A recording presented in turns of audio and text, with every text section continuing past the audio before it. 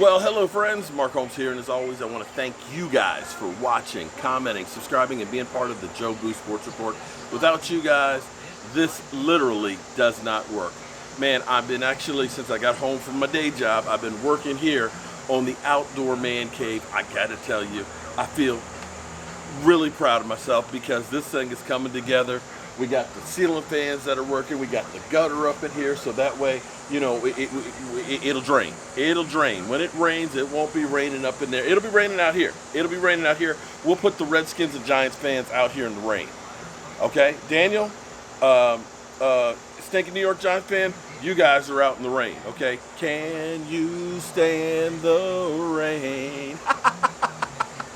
Yeah, but you know, we'll be over here under the fan close to the TV. So I'm excited because 2 weeks and 2 days from today, the Texans and the Kansas City Chiefs kick off. Now we're hearing, of course, you know, we got less than 3 weeks for our Cowboys take on the Rams.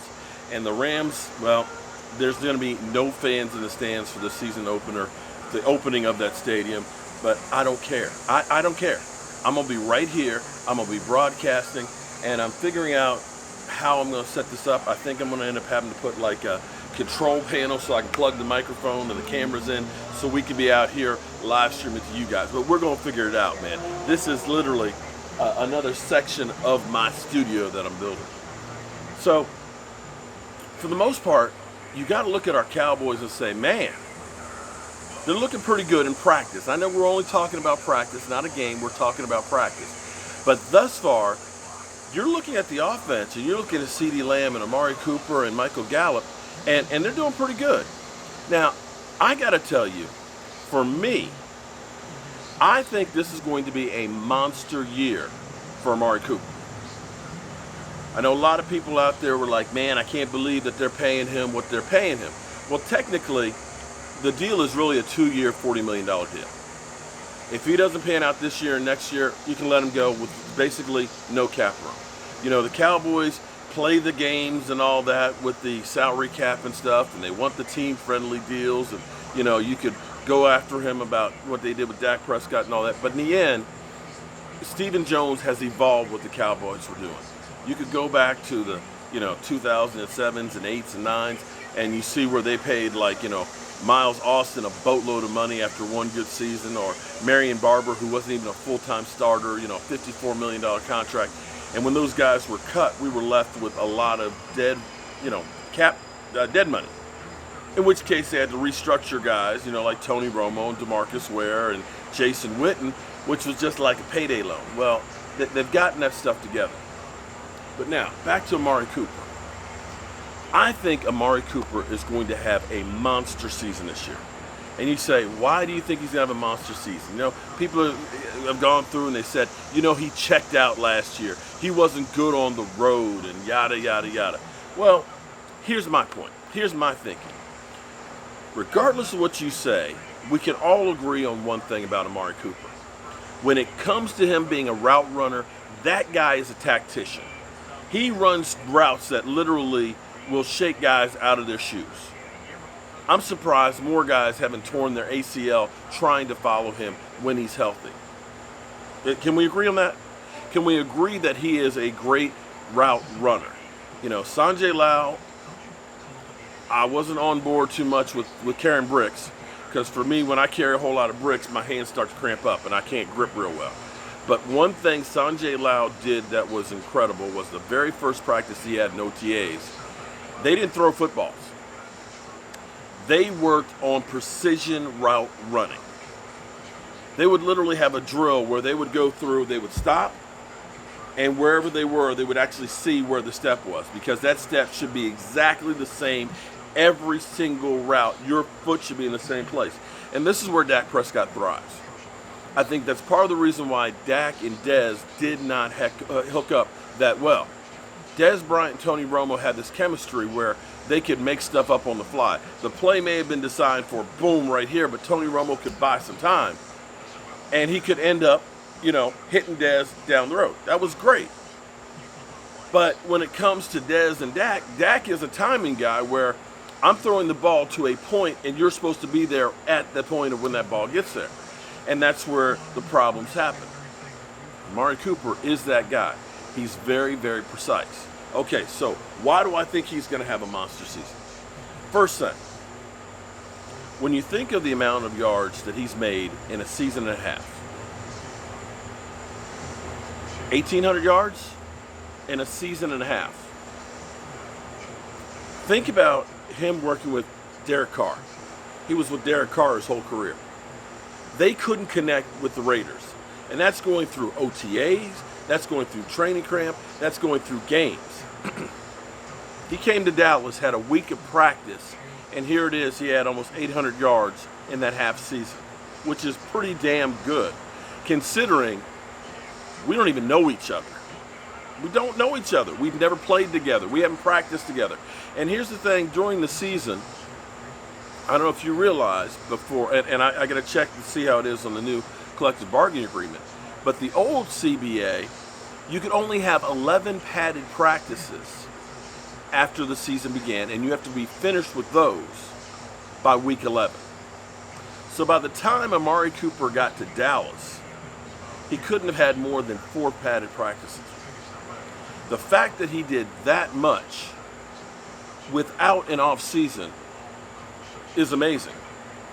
You would have thought that those two guys played together for a long time in that season, 2018. 2019, here we go again. Plantar fasciitis, problem he's had off and on throughout his career. Basically, that's the bottom of your foot. It's pain, okay? And here's the problem when you got a pain in your foot, be it a turf toe where you've literally jammed your toe into the ground. Oh, you got Mike McCarthy on behind me. You've jammed your toe in the ground. What happens is, when you go to plant and cut, you can't move. It hurts. I mean, you can shoot it up, but still, you cannot plant and push off of it. And that's huge. I remember when I first got to JMU, and they're talking about, oh, he's got a turf toe, and I didn't know what it was. I didn't know what turf toe was. I'm like, turf toe? What? Are you a wimp? Turf? You got a little problem with your pinky toe? Till I got turf toe. Got my toe jammed into that AstroTurf, and I couldn't walk up the steps or push off. It hurt like hell. So, last offseason, through training camp, it was a no-go. It was in doubt whether or not he was going to be ready for the first game, if he was going to be healthy enough to go. Throughout the whole season, he was dealing with turf toe, which turned into ankle problems, which also turned into a knee problem. Yet, with all that, he still had 1,100 yards. Enter 2020.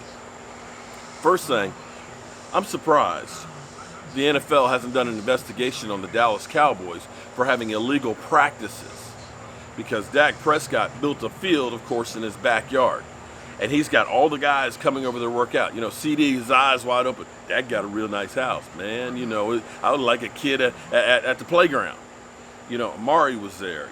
Gallup was there. Zeke was there. Des Bryant, I believe, was there. They were there working out. So the fact you got a new coach here, these guys have been working all off season.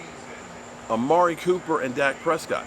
They literally have more workout time together this year than they have any other year, which is crazy because we're talking about going through coronavirus where there were no OTAs whatsoever, a shortened training camp, but yet these guys actually got a chance to work together even more. And he's healthy. Okay, the next reason why he's going to have a great season. You have a very offensive-minded new coach in Mike McCarthy who recognizes all of the weapons that he has. He's very pass-happy. I think, because a lot of people will say, oh, well, Zeke Elliott, he's going to get his carries. He's going to get his touches.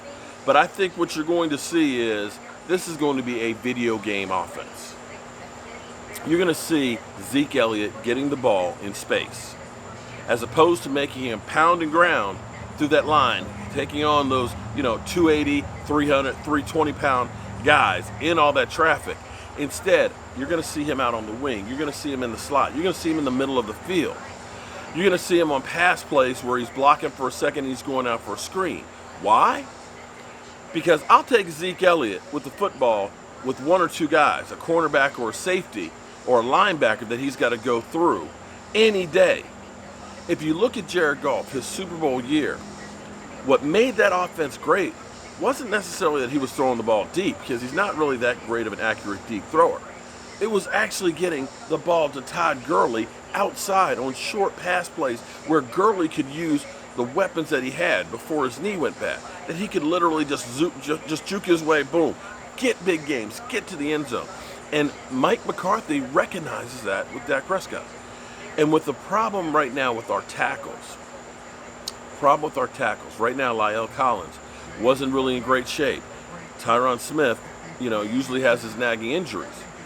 That means what you need to do is you need to be doing quick hitters, and you need to move the pocket around to be able to get mismatches, to make the defenders have to go further to get to your quarterback.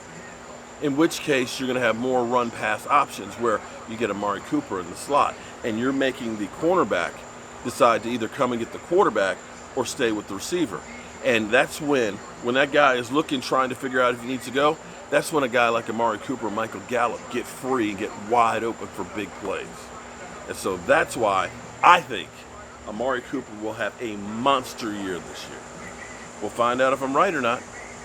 But one thing I can guarantee you is we'll be broadcasting from right here, watching the game. I'm Mark Holmes, and I got more work to do.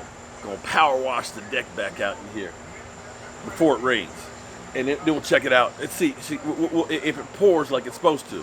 We'll be out here and do a little live stream later on just to see how it works. All right, see you soon.